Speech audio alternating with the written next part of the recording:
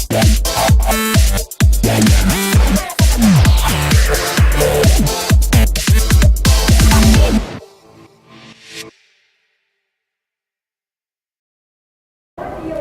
I'm Paula for Rock Your Life TV. And have you ever come up with some different ways to create a win-win result for understanding the pitfalls to avoid?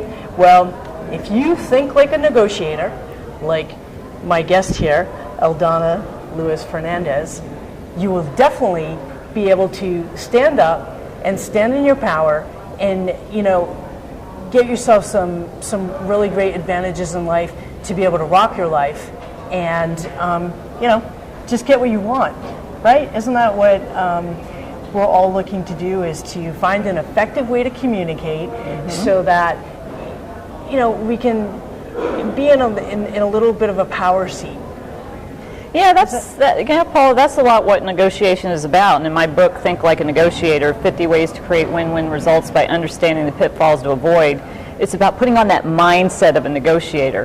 A lot of people don't necessarily think in those kind of terms. And the first tip of my book is about everything is negotiable. Everything is negotiable when you think like a negotiator. And just like we're in interviewing mode now, so I'm thinking like an interviewee. So anytime you're in a situation, you need to think within that situation. Thinking like a negotiator is definitely the first step to get you to be a better negotiator. Coolio, because and I love that too. So here's for viewers who are going like, oh man, how can I fit this into my life?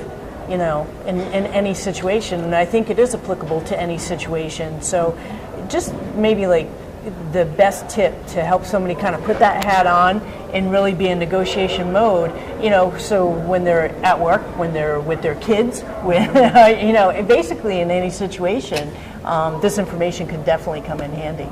Definitely.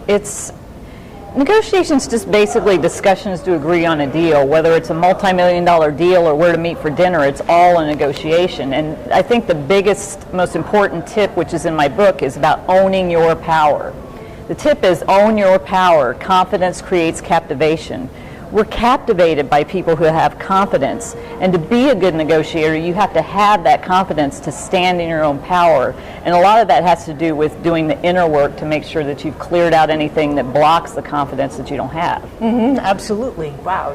You're like so right in there with the Rock Your Life message, which is always about, being stronger in who you are.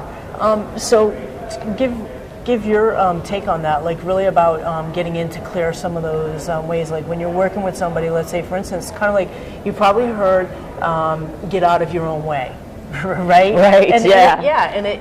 This is exactly, so how would you help somebody get out of their own way so they can stand in their power and then just start to ask for what they want?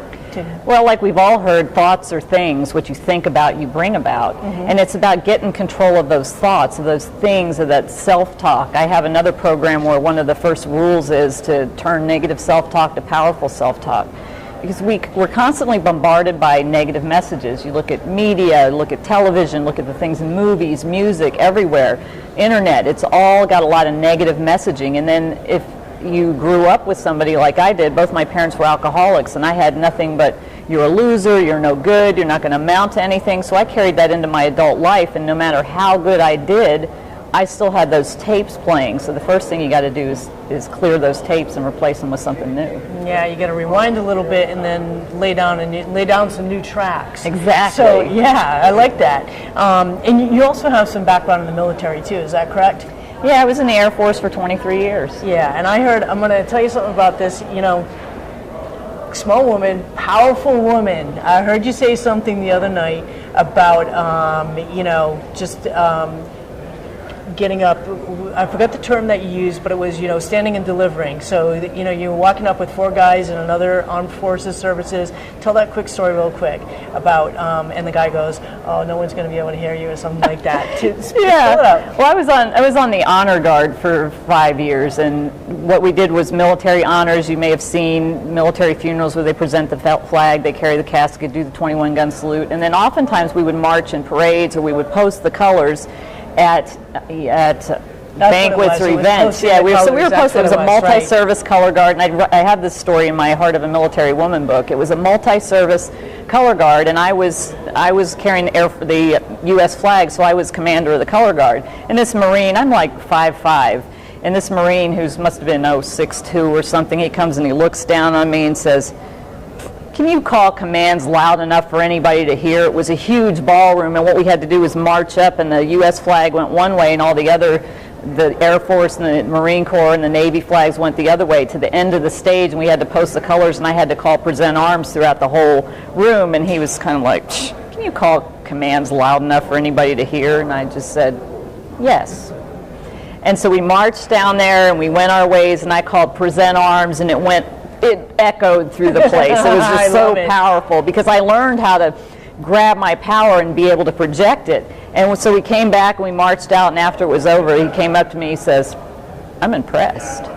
I love that. So this is and I brought that up because I want people to be able to know that you can always, like, once you tap into that, and I'm going to ask you how you tapped into that to know that you could boom it out. I almost want to ask her to go ahead and do it now, but she's mic'd up, and I kind of feel like she'll blow us all out. But I do want to ask you is that how did you know, like, that you had that power lying within you? Like, you were just saying that your confidence was a little shot growing up and stuff like that, and you could run neck and neck with the biggest guy. Where did you get into that PowerPoint? Well, one of the other tips in my book is drill my skills, and I take that from the military, drill and precision. When I was on the Honor Guard for 5 years, we drilled over and over and over again until we got it down with precision. I still had a little bit of confidence issue in some areas, like I was petrified to speak in front of people, if you can believe that today. Most people can't believe that. But when I started with the Honor Guard, I watched my leaders and trainers and watched how they did it and learned how to do it by continually drilling my skills. So it's very important, why I put it in my book about negotiation, to drill your skills and train. I love it. So this is more about, really, it has a lot to do with you getting some self-growth and then stepping into to be a negotiator. And I love that. That's the foundation of, what's in your book. You've given us some really, really great tips in here. Now, if somebody wanted to own this book to read through and get more of those tips, how would they get a hold of your book?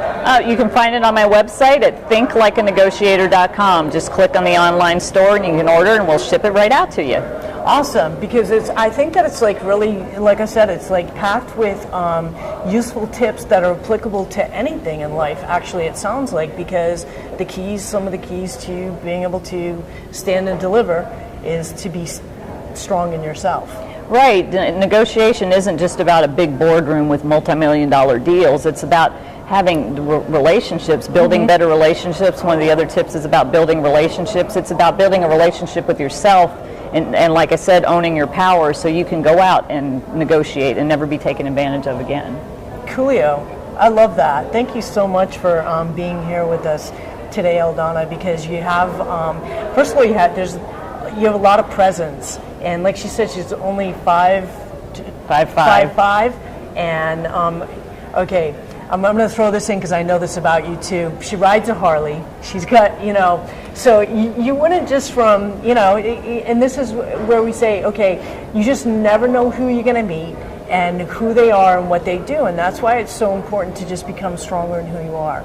Wouldn't you agree? Is that because then you can put yourself out there, and I love that you just get a chance to sit down and meet somebody and learn so many interesting facts from them, and learn something that will help you get out and rock your life.